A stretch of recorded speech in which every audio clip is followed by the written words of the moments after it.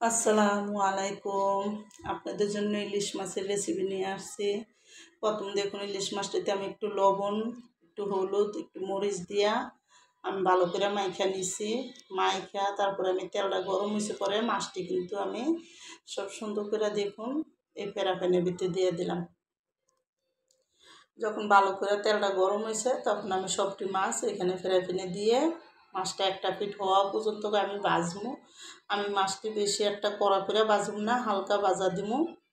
যখন একটা পিঠ হালকা একটু লাল হয়ে আসে দেখুন আমি কিন্তু উল্টাইয়া দিতেছি। একটা একটা করে আমি সবটি মাছই উল্টাইয়া দিব ভালো মতন।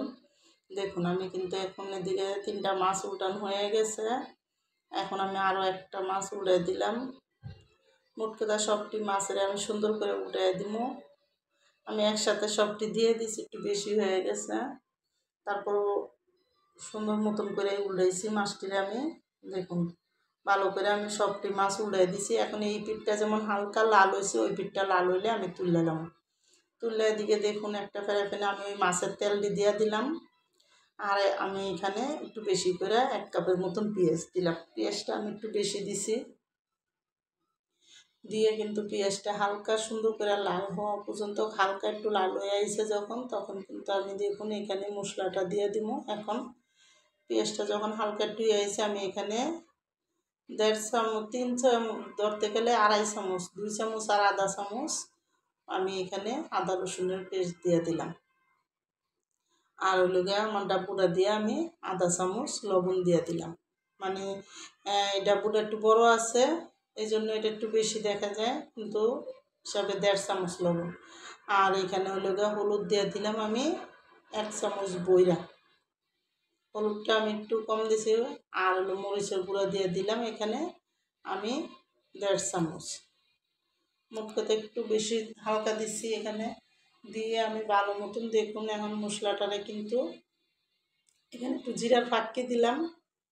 দিয়ে এখন আমি মশলাটা পানি দিয়ে ভালো করে এই তেলের সাথে লাইরা কষানো। প্রথম তেলের সাথে একটু মিলাই নেব, মশলাটা মিলাইয়া আমি এখানে অল্প করে পানি দিয়ে কিন্তু আমি মাছটা সুন্দর করে মিলাই দেব।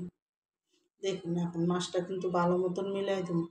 মাছটা যখন ভালো মতন কষানো হইব এখানে আমি কিন্তু ভালো করে এই মশলাটা কষাবো। মশলাটা যত ভালো কষানো হইব মশলাতে কোনো গন্ধ করবো না কাঁচা। এই জন্য আমি সুন্দর মতন কিন্তু মশলাটা পানিটা শুকানো পর্যন্ত ভালো করে কষাবো, যাতে উপরে তেল তেল উঠে যায়। তখন যখন তেল তেল উঠে যাব তখন আমার দেখুন এদিকে কিন্তু মশলাটা সুন্দর মতন তেল উঠে গেছে। তারপরে এদিকে আমি দেখুন আলু দিয়ে দিলাম। আমি আজকে এই মাছটা আলু দিয়ে রান্না করবো।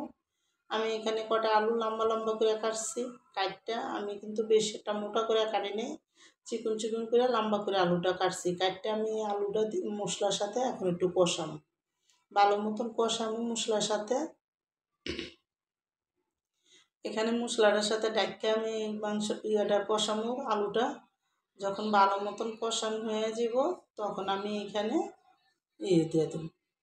দেখুন এখন কিন্তু অনেকখানি পানিটা শুকিয়ে গেছে, মশলাটা কিন্তু ভালো মতন দেখুন কষানো হয়ে গেছে। যত তো পানিটা শুকিয়ে গেছে এখন আলুটা কিন্তু আদা অল্প হয়ে গেছে। তারপরে এখন আমি এটা ভালো মতন কষাইয়া দিতেছি যাতে নিচে না লাগিয়ে যায়। কষাইয়া আমি এদিকে দেখুন বেশি করে কটা প্রয়োজন করা চিমি মটর দিয়ে দিছি। চিমি মটরটা আমার হালকা ভাপ দেওয়া ছিল, এই জন্য আমি পরে চিমি মটরটা দিছি। এখন এই চিমি মটরটা দিয়েও আমি একটু হালকা মশলাটা কষাই নেব, হালকা একটু কষাই নেব।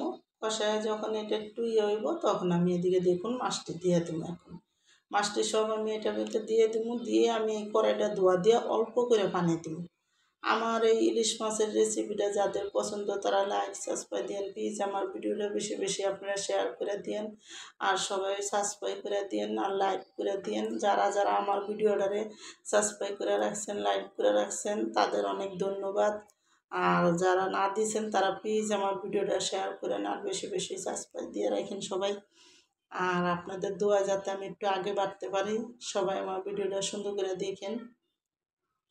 দেখুন এখন আমি ভালো মতন কিন্তু মাছটি দিয়ে আমি ওই কড়াইটা ধোয়া দিয়ে তেলটি সহকারে একটু পানি দিয়ে দিছি।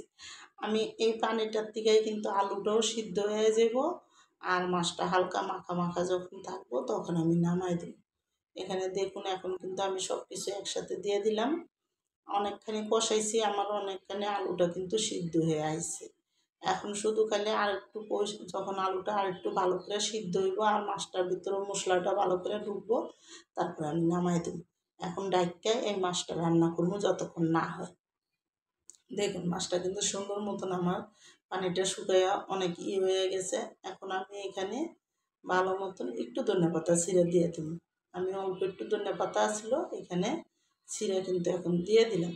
ধনেপাতাটা দিয়ে কিন্তু আমি মাছটা এখন নামাই দেব।